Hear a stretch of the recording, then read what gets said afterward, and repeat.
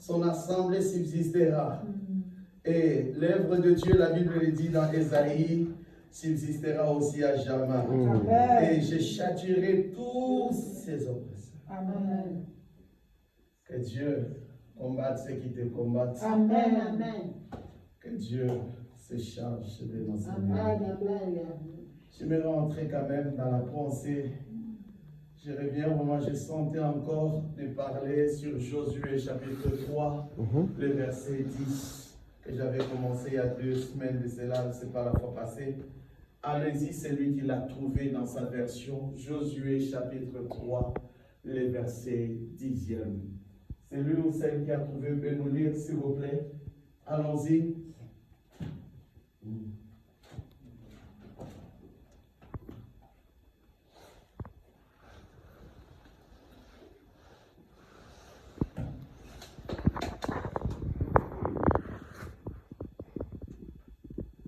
Josué, chapitre 3, le verset 10e. Je lis la parole de Dieu. Amen. Josué dit, à ceci, vous connaîtrez que le Dieu vivant est au milieu de vous. Il chassera devant vous les Cananéens, les Héthiens, les Hébriens, les Périziens, et les Girgasiens, les Amoréens et les Jébusiens. Regardez un mystère. Je vous ai dit la fois passée, il faut se battre. Et c'était ça dans mon thème, selon la vision que j'avais reçue.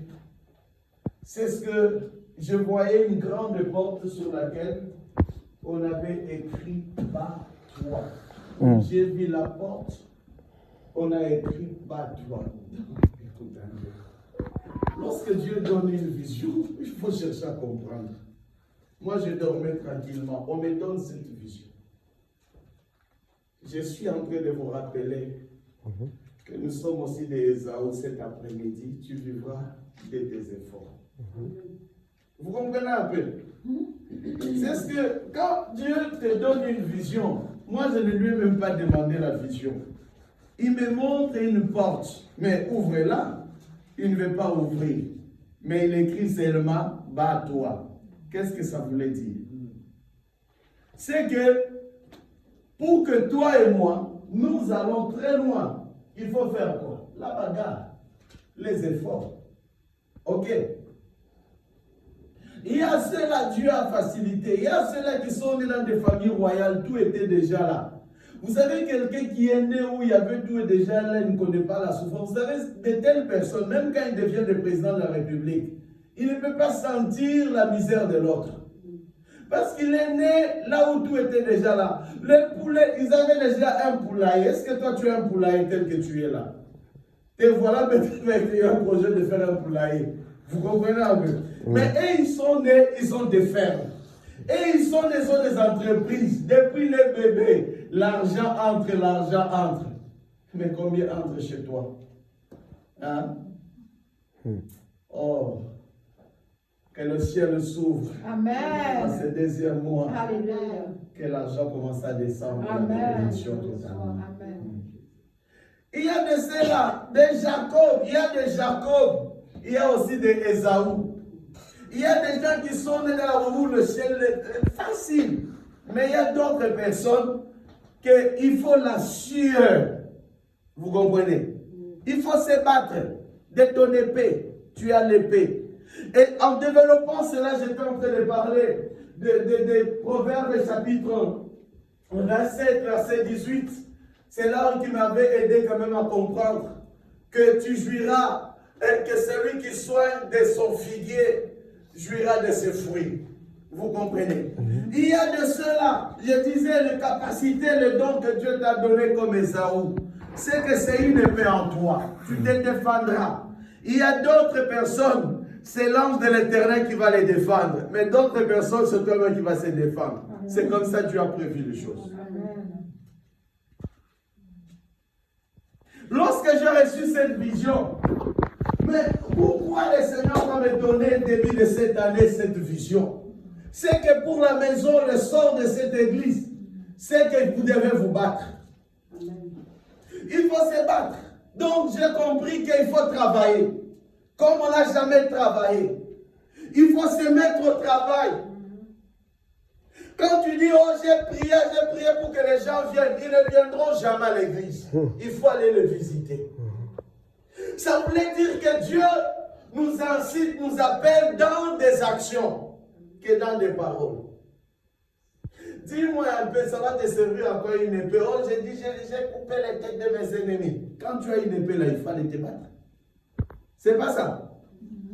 Lorsque David a vu Goliath, dis-moi, est-ce qu'il a lié au nom de Jésus?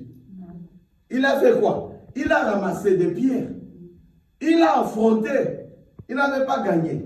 Regardez des fois comment la parole aussi s'accomplit dans la vie des gens. Il a ramassé, c'est ça croire. La foi sans œuvre là, c'est une foi morte. Il a ramassé les pierres au nom de Jésus.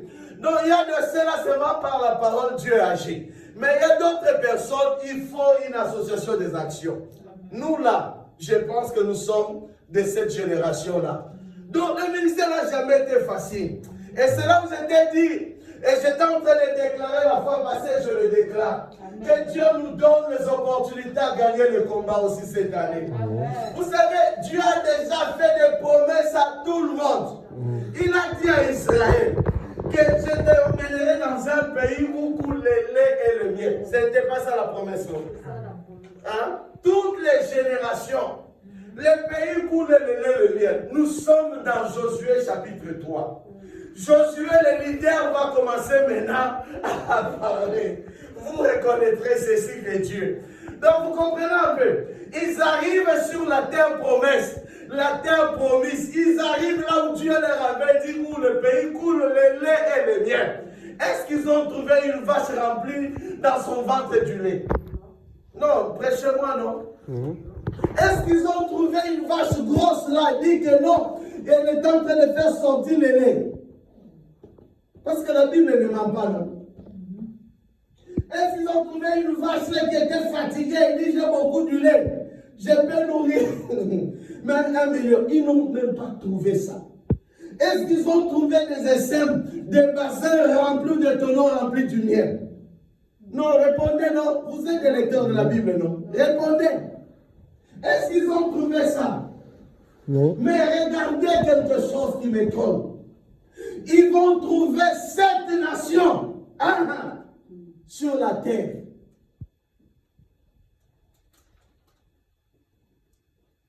C'est quand même un contraste. Hein? Dieu dit, pays où coule le lait et le miel. Tu arrives, 7 nations.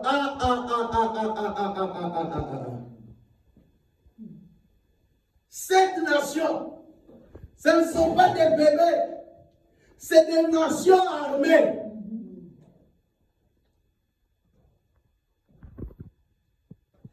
Cette nation, on vient de les lire.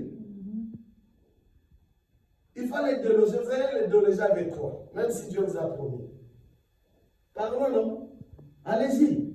Cette nation armée. Oh, j'aimerais dire à quelqu'un. Tu es Ésaü, tu vivras. Amen. Il faut que tu aies une épée. Amen. Les hommes, enlèvons ça. Je vais un peu essayer de monter ça dans la dimension spirituelle. Cette nation, laisse-moi vous dire cet après-midi, ces nations-là représentent quoi? Représentent dans une dimension spirituelle nos ennemis. Dieu t'a déjà promis des grandes choses. Mais qu'est-ce que ça voulait dire? Pourquoi arriver à Canaan, dans la terre promise, mais il y avait cette nation? Ça voulait dire que ça peut arriver que Dieu te promette quelque chose, que cela soit confisqué dans le spirituel. C'est Dieu qui leur avait promis la terre promise. C'est Dieu qui leur avait promis. Mais la terre a été confisquée. Il y a des choses que Dieu t'a déjà promis. Mais cela a été confisqué. L'ennemi peut confisquer. La terre, elle était déjà possédée par d'autres nations. Tu dis, Seigneur, donne-moi le mariage. Dieu a déjà relâché. Entrons dans le livre de Daniel. Vous allez comprendre. Daniel va prendre 21 jours de jeûne et de prière. Mais la bénédiction de la libération a été confisquée par l'ange de Perse. Soyez Isaïe cet après-midi. Amen. Je suis en train de bénir quelqu'un. Amen. Que ce mois, ça sera un mois de la libération. Amen. Que ce qui a été confisqué dans le spirituel sera libéré en ce mois au nom de Jésus de Nazareth. La terre, elle a été confisquée. Vous voyez? Qu'est-ce que le diable? Vous allez voir combien est-ce que nous, les enfants de Dieu, nous ne perçons pas parce que nos bénédictions étaient déjà confisquées dans le spirituel. Des fois, tu verras des grandes dames, ils arrivent au mariage, mais dans la stérilité. Pourquoi? Alors que Dieu a dit, il a béni l'homme et la femme, soyez féconds. Mais parce que cela a été confisqué. Je ne sais pas de quelle nation tu es. Peut-être tu appartiens. Peut-être ce matin tu appartiens aux Cananéens. Peut-être tu appartiens aux Égyptiens. Je ne sais pas de quelle ethnie. C'était des possesseurs. Ils ont confisqué la terre d'Israël. Dans le spirituel, et que si tu ne marches pas avec Dieu, tu peux vivre, mais sans bénédiction. Tu peux vivre, tu peux arriver en Europe, mais sans bénédiction, parce que ça a été confisqué. Amen. Tu peux vivre, tu peux étudier, peut-être même ces études, ton diplôme là, il a déjà été confisqué. C'est pour ça que vous allez voir aussi dans la vie. Tu fais beaucoup de projets, tu vas faire une ferme, tu auras un poulailler, tu auras, mais la réalisation, le monde des ténèbres l'a déjà confirmé.